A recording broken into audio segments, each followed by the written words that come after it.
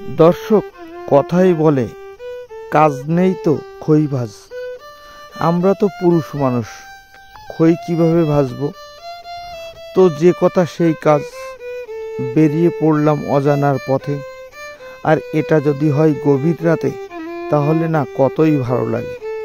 গভীর রাতে শুনশান নীরবতা, অনেকের বাড়ি ফেরার তাড়া, পাকা রাস্তা, গ্রামের এই সৌন্দর্য অবলোকন করতে করতে সবুজের মাঝে আমরা গিয়েছিলাম হারিয়ে।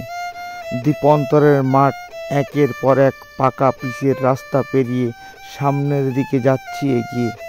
এমন এক ভালো লাগা ছিল নিজেদের মধ্যে, যা অন্য কাউকে কখনো বলে বোঝানো সম্ভব না। রাতের ঝিঝি পোকাগুলো ডাকছে, পাখি ডাকছে, অপূর্ব এক মিতালি আমাদের সাথে খেলছে। আমরা সেই মিতালির তালে তালে পথ চলে এগিয়ে চলেছি।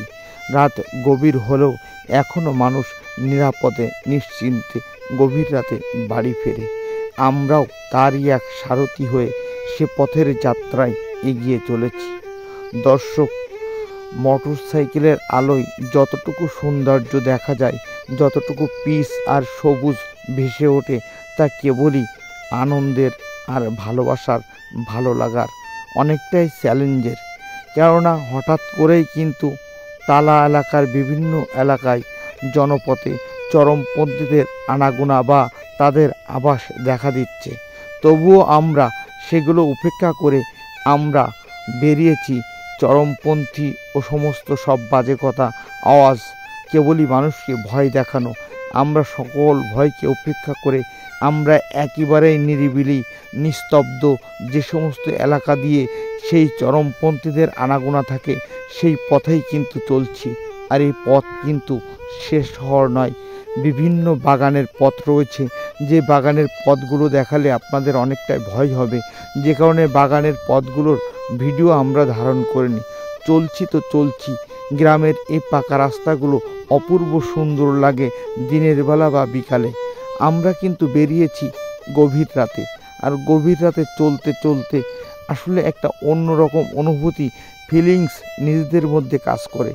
আমরা চলছি, কিছুক্ষণ পরেই একটি শহর বলা যাবে না, কিন্তু শহরের প্রাণ কেন্দ্র বলা যায়।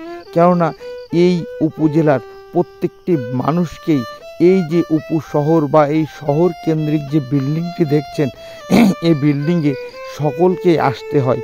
আর এই বিল্ডিংটি তারই একটি স্মৃতি বহন করে। এক সময় ভাঙাচোরা বিল্ডিংয়ে এর কার্যক্রম চললেও বর্তমান এটির বিল্ডিং হয়েছে বহুতল ভবন।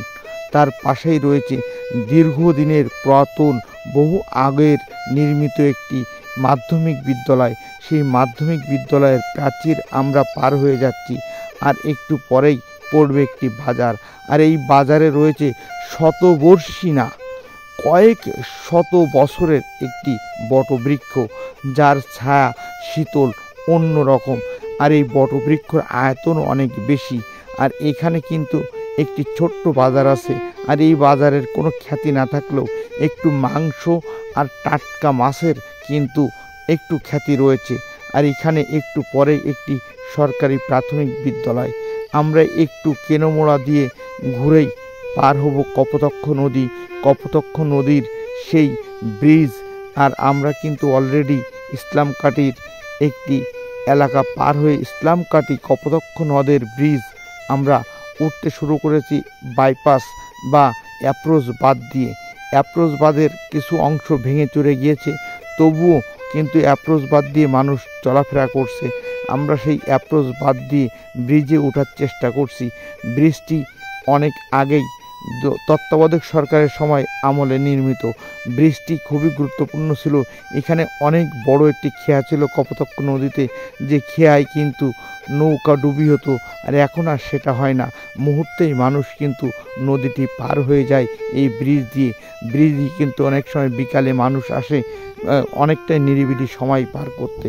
যাই হোক দর্শক, আপনাদের ভালো লাগার জন্য আমার এই সুন্দর ভিডিওটি, রাতের ঝিঝি পোকা যখন ডাকছে তখন আপনাদের জন্য ভয়েস দিয়ে আপনাদেরই জন্য সৌন্দর্যের এই একটু ভালো লাগা তুলে ধরলাম।